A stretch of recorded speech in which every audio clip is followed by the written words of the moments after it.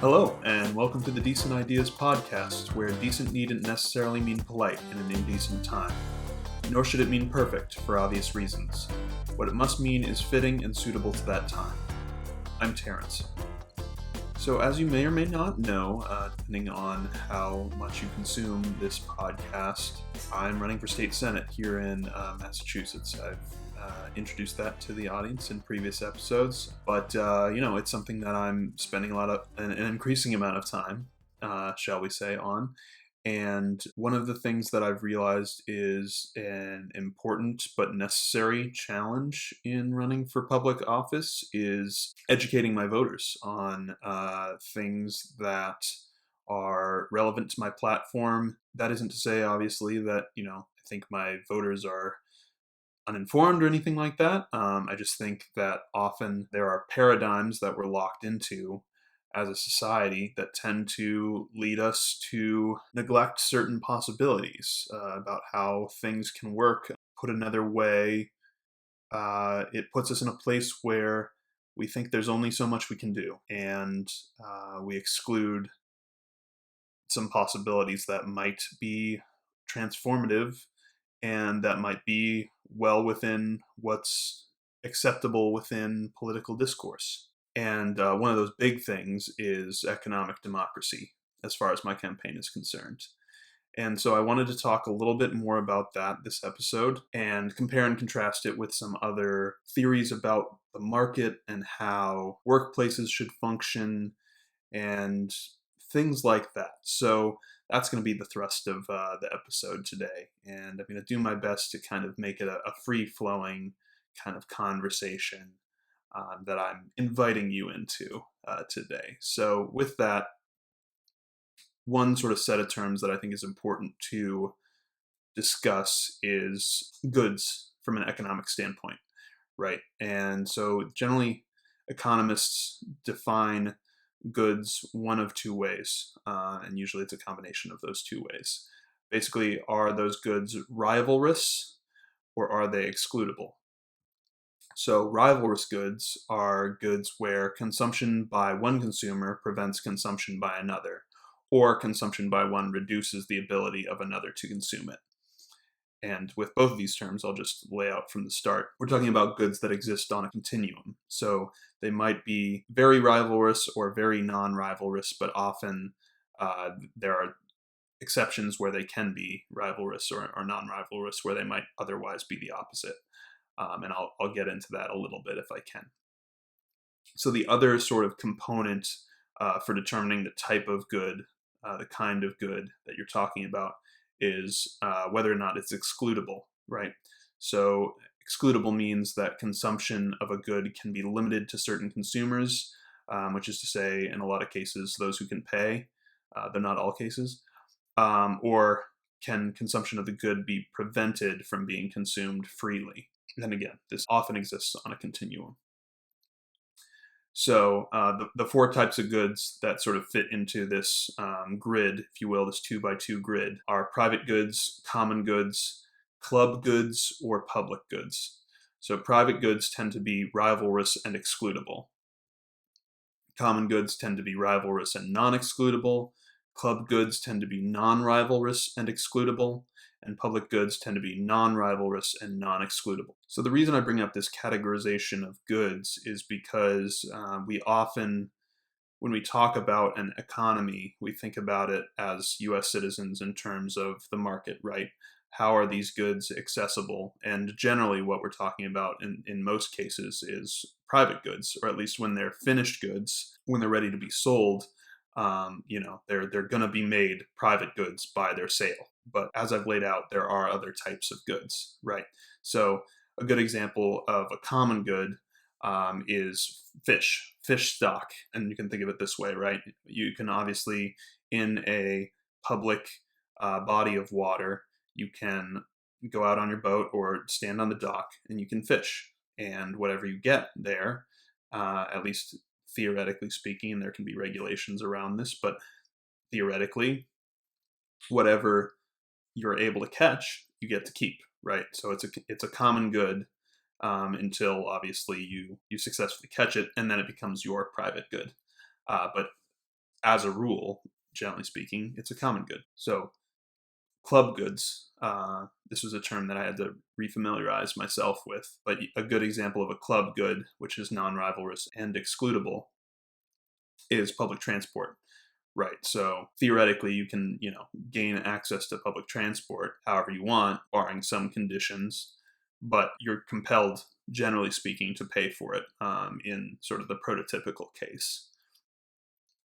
And then, of course, there's public goods. And, sort of the quintessential example of a public good is air, right? That's not something that generally you can be excluded from, and your breathing in that air doesn't preclude someone else from breathing in air. And again, obviously, there can be exceptions that you could contrive or come up with, but as a general rule, air is accessible to everyone, and one person consuming it doesn't prevent another from consuming it. So the idea, as I see it, with talking about goods is talking about that in the context of the economy, and that we tend to think of all these goods, as I mentioned, as being eventually at some point made private goods, right? And therefore subject to the free market, subject to sale, and subject to basically one person's ownership of it prevents another person from consuming it, from accessing it. So economic democracy is this concept, or socioeconomic philosophy,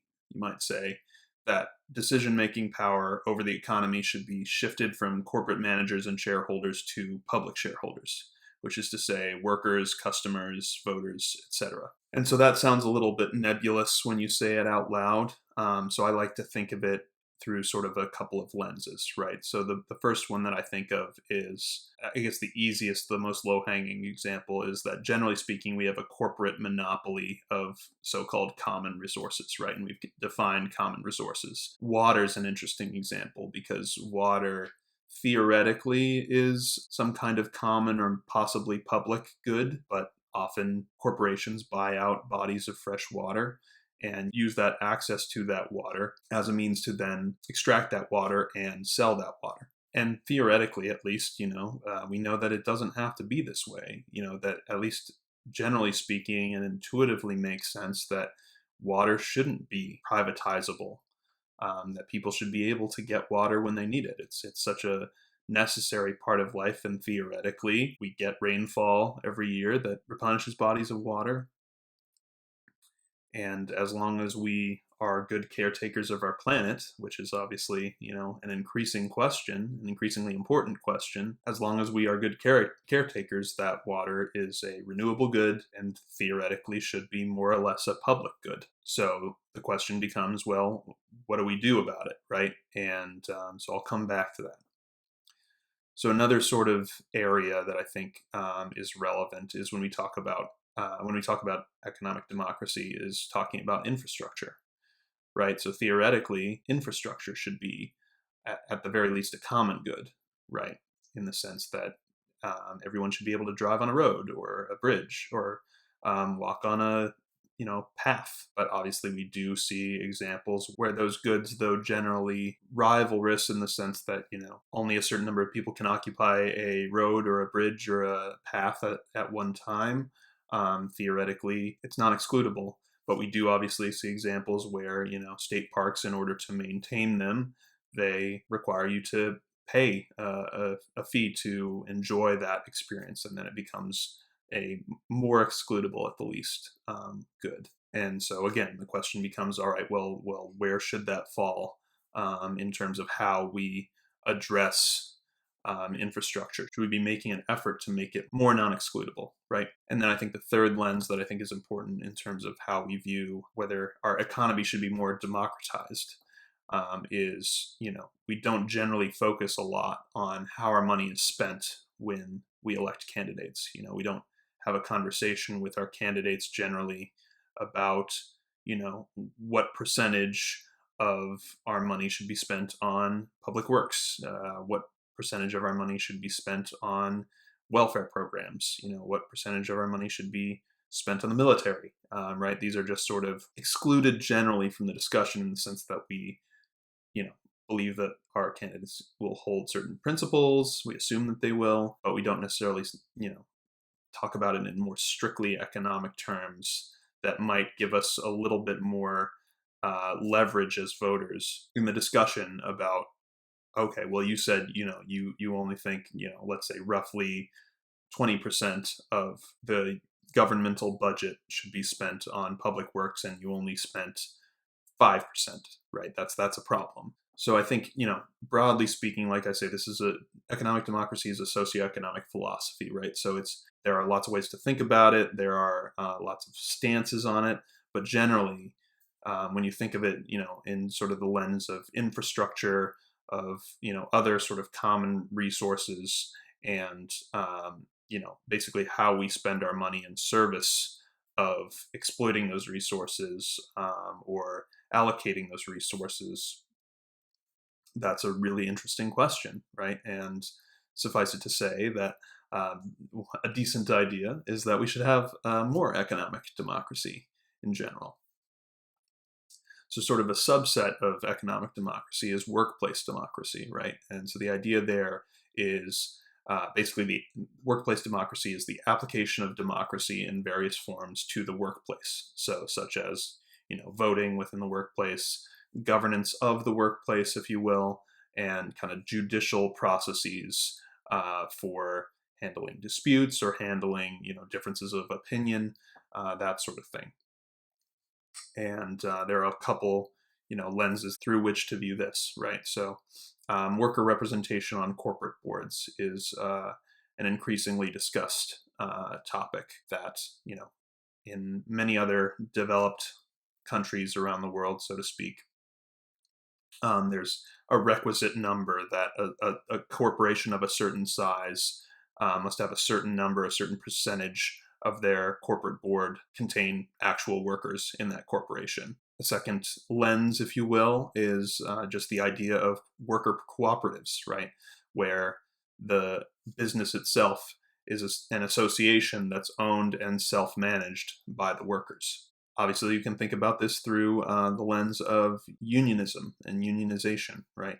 And generally, you talk about this as trade or labor unionization, right? So this just means the organization of workers to achieve common goals through the increased bargaining power wielded by worker solidarity on issues like protecting integrity of the trade or improving safety standards or attaining better compensation and working standards for those workers. And there are different classifications of unions, it can be within a corporation.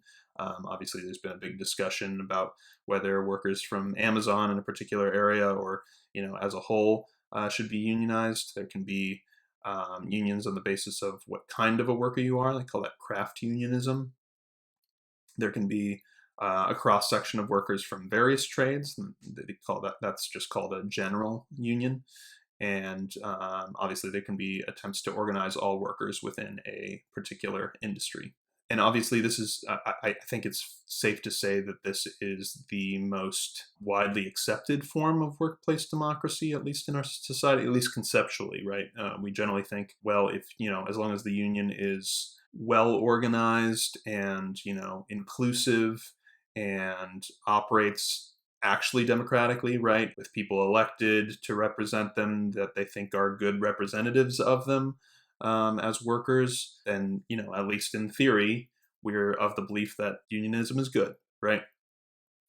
Whereas, perhaps worker cooperatives might strike some folks as a little, I don't know, hippy-dippy, that sort of thing.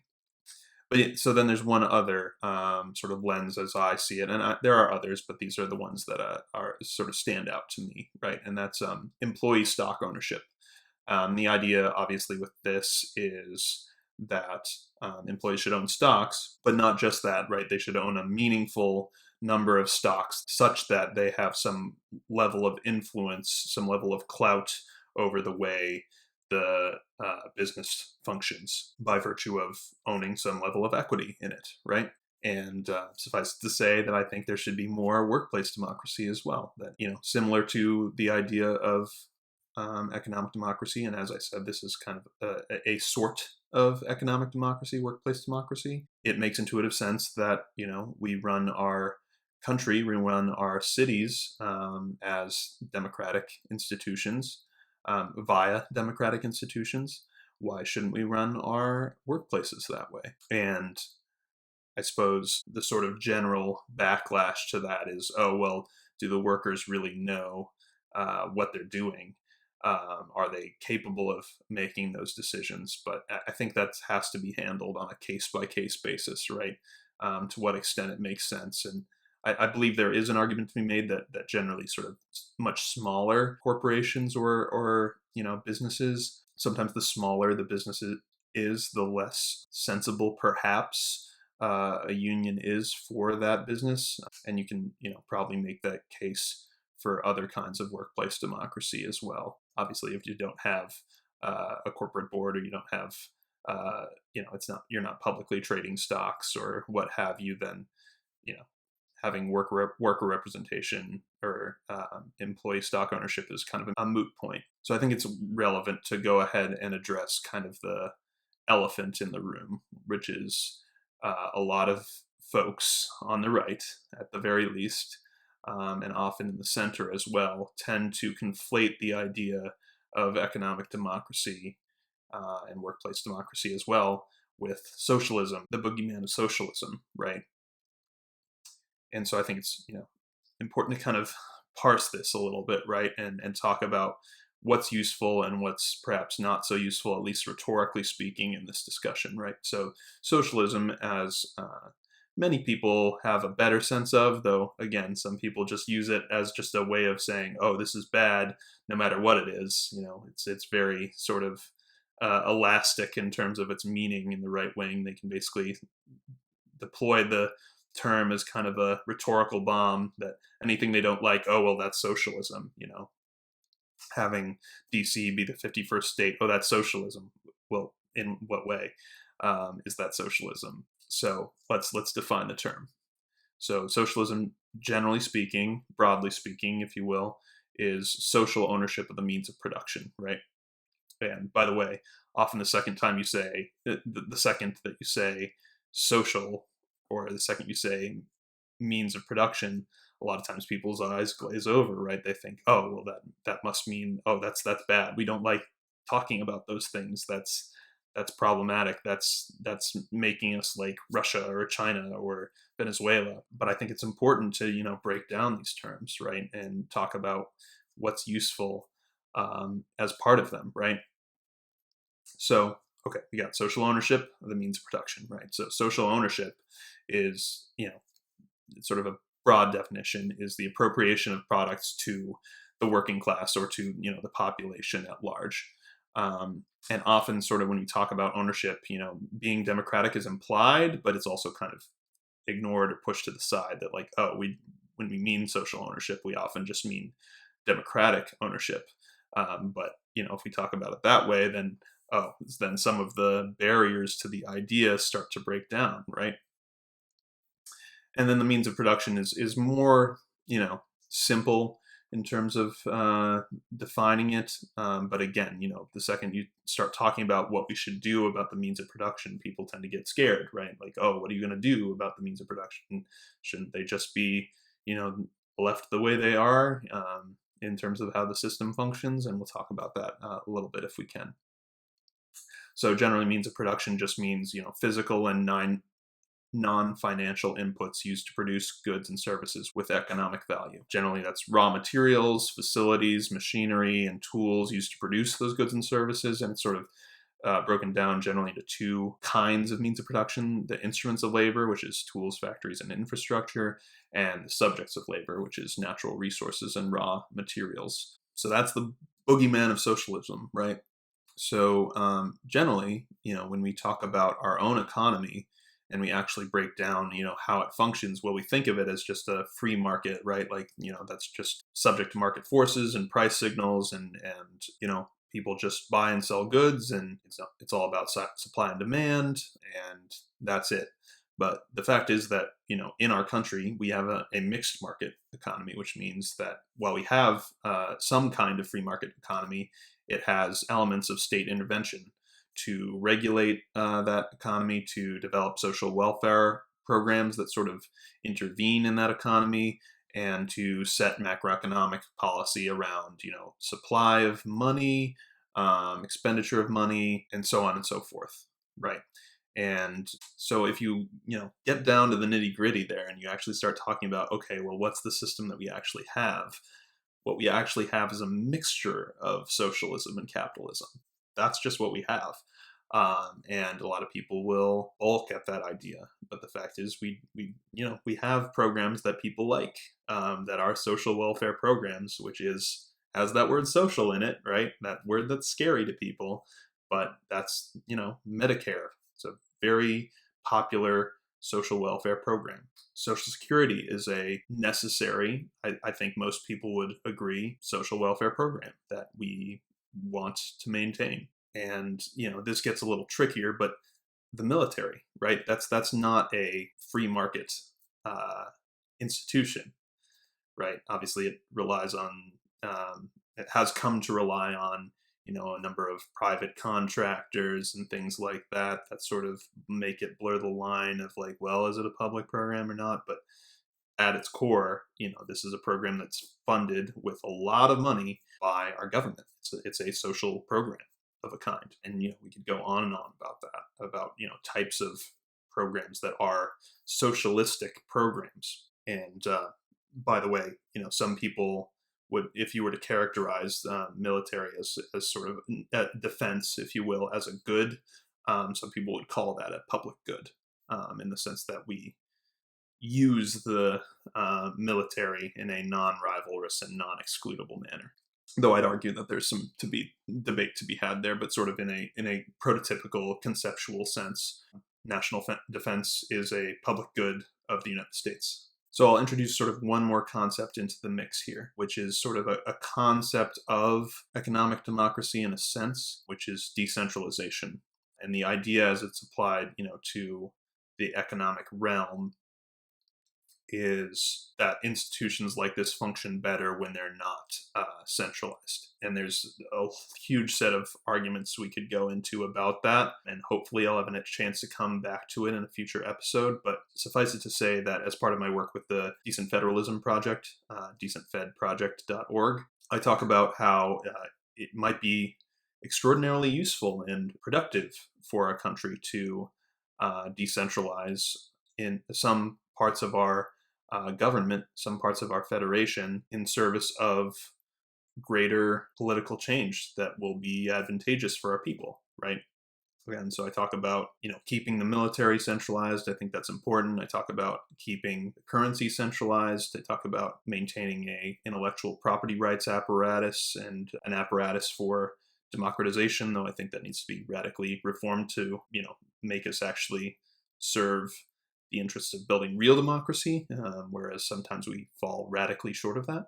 Often we fall radically short of that. But when it comes to managing the economy, I actually think we could deal with a decentralized, banking system and there's a sort of another rabbit hole we could go down about modern monetary theory. And I had a great discussion with Joseph Firestone about this. Got some good sort of pushback, some good back and forth with him about that.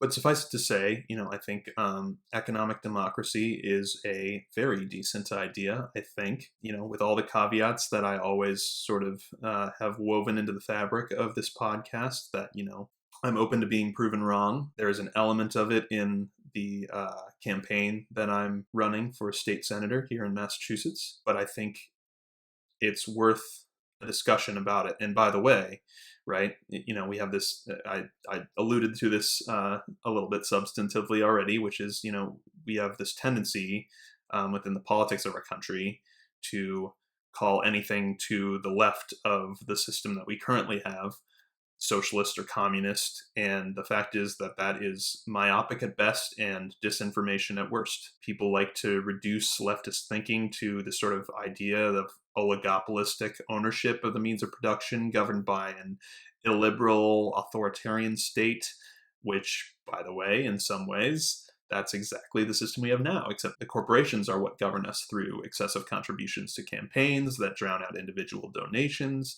and leave candidates feeling indebted to those campaigns, or at least compelled to listen to them in a way that they don't feel towards individuals. But I think we have to break this idea that, anything to your left is to the left of the system that we have, to the left of this sort of centrist but right-leaning idea of the mixed market economy with, as few regulations as possible. We have to get beyond this paradigm and start thinking critically about, what are ways that we can do this. And so as a result, I don't identify as a socialist, as I've said often in this podcast, for many reasons, but in part because it's too constricting of a term. And I find that on every issue, I might take a stance that could be capitalistic, could be socialistic, could be libertarian, or could be even authoritarian, depending on the issue. And so as a result, I identify as a left libertarian because I think it best encompasses the sum total of my views, that I believe in balancing freedom, security, and equity together in a way that maximizes my liberty as well as yours. And so I thought it was worthwhile to kind of go into this paradigm that I've been exploring as part of my campaign that's actually pretty intrinsic to my campaign, and talk about it in some ways that might be more controversial than others, some ways that aren't intrinsic to my platform as a candidate, but that I think are worth discussing, which is the point of the podcast. Let's discuss all the decent ideas out there in the world that there could be that we might have not thought of before, couch it in the context of terminology that people tend to manipulate, like I said, for disinformation purposes, propagandistic purposes, and, sort of bring us back to a point where we're actually openly discussing these ideas. And when it comes to this, I guess at the end of the day, I think we could use a little bit more economic democracy, a little bit more workplace democracy in this country that we call a democracy, right? Make it more democratic. Why not? Representative, of course, but make it more democratic, because then we'll be more likely, more receptive to serving the people. And that's what it's all about, as far as I'm concerned. So I think I'll leave it there for today. As usual, I'm available to chat on Twitter at DecentFedPROJ. Alternatively, we'd love it if you hit the like button and engage in the comments if you're watching on YouTube. For those who don't know, depending on how you're taking this in, you can subscribe to the podcast on YouTube by searching Decent Federalism Project, and on most audio podcast platforms by searching Decent Ideas Podcast. We'd also be deeply honored, as always, if you share this podcast with a friend on social media. And so next time, we'll discuss a new and hopefully timely issue that deserves a new set of eyes. I'll keep you guessing on what's coming next. And until then, as always, be decent to one another. I hope you fare well, and thanks so much for listening.